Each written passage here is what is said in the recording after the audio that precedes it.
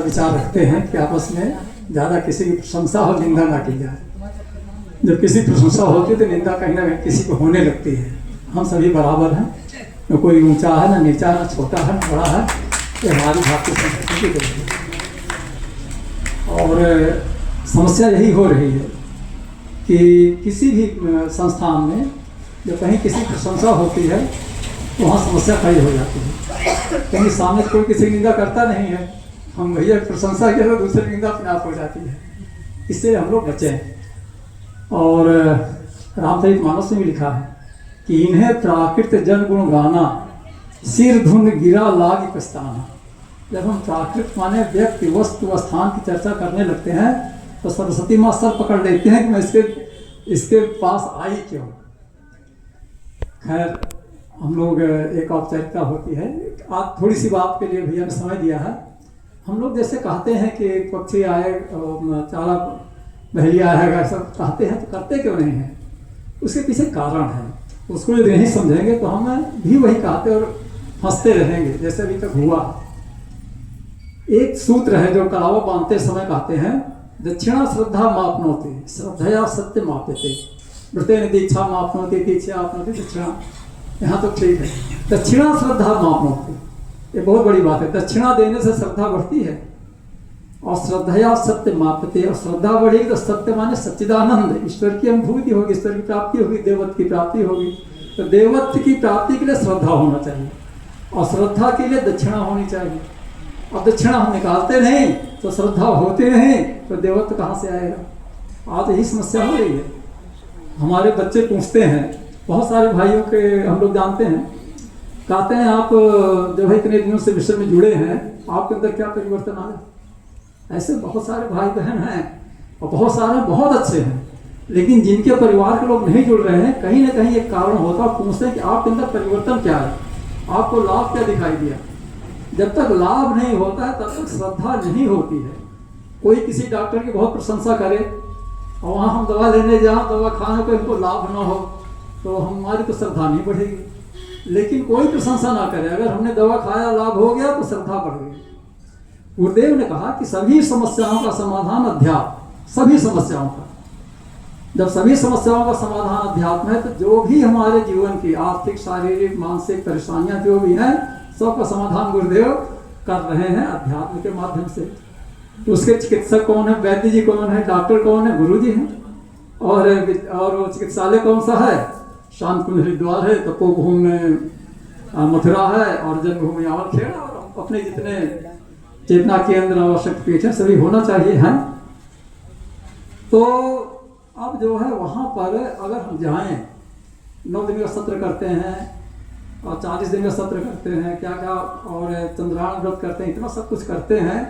अस्पताल में भर्ती होकर आए हैं, किसी अस्पताल में जाएं, 1 हफ्ता 10 दिन 15 दिन रहें, अगर पूर्ण रूप से स्वस्थ होकर के नहीं आए तो लोग क्या कहेंगे? भाई कौन से डॉक्टर के पास गए थे, किस अस्पताल में गए थे? तो यदि हम गुरु जी के अस्पताल में जाते हैं, चिकित्सालय में, जो ये भी चिकित्सालय है, यहाँ हमें पूर्ण रूप से स्वस्थ होना चाहिए। शारीरिक, मानसिक, आर्थिक और आध्यात्मिक चारों प्रकार से हमें स्वस्थ होना चाहिए। तब जो है हम अपने मिशन की गरिमा को बढ़ाते हैं। लोग हमको देखते हैं, इतने दिन गए, 9 दिन में सत्र करके आए, क्या परिवर्तन हुआ? घर में शांति है नहीं आई? देवत्व को दे हुआ कि नहीं हुआ? स्वर्ग का अवतरण परिवार में हुआ कि नहीं हुआ? ऐसा लोग देखते हैं। अगर ये है तभी हम सही अर्थों में गुरुदेव के द्वारा बताए गए नियमों को जब पालन करेंगे तभी होगा। कहते हैं सदगुरु वैद्य वचन विश्वासा, संयम एह न विषय की आशा। सदगुरु वैद्य हैं तो सदगुरु वैद्य की बातों पर हम लोग विश्वास करें, उनके अनुसार कार्य करें। गुरुदेव ने बहुत स्पष्ट कहा है कि बेटा चारों तरफ आग लगी है, अब मैं फायर ब्रिगेड में काम करने जा रहा हूँ, आग बुझाने का काम करना बड़ा खतरनाक काम होता है। तुम लोगों में दूसरा काम दे रहा हूँ, तुम लोग बोया और काटो, बो और काटो, ये तुम्हारा काम है, मेरा काम है फायर फाइटिंग। मैं जा रहा हूँ फायर फाइटिंग करने के लिए। अब बोया काटा क्या है? बोया काटा है दक्षिणा श्रद्धा माफनोति। जितनी दक्षिणा देंगे, जितना बोएंगे उसी का 100 गुना 1000 गुना काटेंगे। हम बोते नहीं हैं, दक्षिणा देते नहीं हैं, तो काटेंगे कहाँ से? अगर हम खेत में गेहूं ना बोएं और चाहे जितनी माला जप लें, चाहे जितना हवन कर लें, एक दाना पैदा होने वाला नहीं है। तो हमें बोना पड़ेगा। और जितना बोएंगे, गुरुदेव ने कितना बोया? गुरुदेव ने 100% बोया, 100%। गुरुदेव ने लिखा 1958 के अखंड ज्योत में फरवरी में कि यदि मुझे कोई अब ब्राह्मण कहे, मुझे कोई संकोच नहीं होगा, क्योंकि मेरे पास अब एक कानी कौड़ी भी नहीं है। जितना था पैतृक संपदा, माता जी के गहने सब लगा दिया तपोभूमि के मंदिर निर्माण में, तपोभूमि के निर्माण में। ये गुरुदेव ने कहा। गुरुदेव सच्चे अर्थ में ब्राह्मण है। हम लोग कितने ब्राह्मण हैं इस अर्थ में? 10% भी लोग अपने कमाई का नहीं निकालते हैं लोग कल्याण में, तो कैसे कल्याण होगा? तो हमें कम से कम 10% निकालना शुरू करें तो दक्षिणा श्रद्धा, जैसे दक्षिणा बढ़ेगी जीवन में अनुकूलताएं आएंगी। जीवन में अनुकूलता आई नहीं कि श्रद्धा बढ़ जाएगी, बिना कहे श्रद्धा बढ़ जाती है। और जैसे श्रद्धा बढ़ी सत्य मापते सत्यनारायण की अनुभूति हो जाएगी। हम लोग इस काम को करें। यही एक कमी है जो कि हमको आगे नहीं बढ़ने दे रही है। गुरुदेव ने कहा, बेटा अगर जीवन में अनुकूलता प्राप्त करनी है तो उसके लिए सिद्धांत है बोया और काटा। तो माला क्यों जपते हैं, हवन क्यों करते हैं, साहित्य क्यों पढ़ते हैं? तो बोले ये इन्हीं बातों को समझाने के लिए कहा गया है कि बोने का जो भाव हमारे अंदर पैदा हो जाए, ये भाव जगाने के लिए उपासना साधना होती है। और आराधना माने बोया और काटा, जितना बोएंगे उतना काटेंगे। उपासना का उद्देश्य गुरुदेव ने बहुत स्पष्ट बताया था। भैया ने अखंड ज्योति का नाम लिया था। अखंड ज्योति हम बांटते हैं, बांटने वाले बूढ़े हो गए और जो लेते थे वो बूढ़े हो गए। उसके बाद न पढ़ने वाला है न बांटने वाला है। क्यों? क्योंकि अखंड ज्योति के साथ और जो गुरुदेव ने बातें बताई थी उसको हमने नहीं बताया। साधना तो बताया, गुरुदेव का मैं विचार हूँ, लेकिन गुरुदेव केवल विचार नहीं है, विचार के साथ में उपासना और आराधना भी जुड़ी हुई है।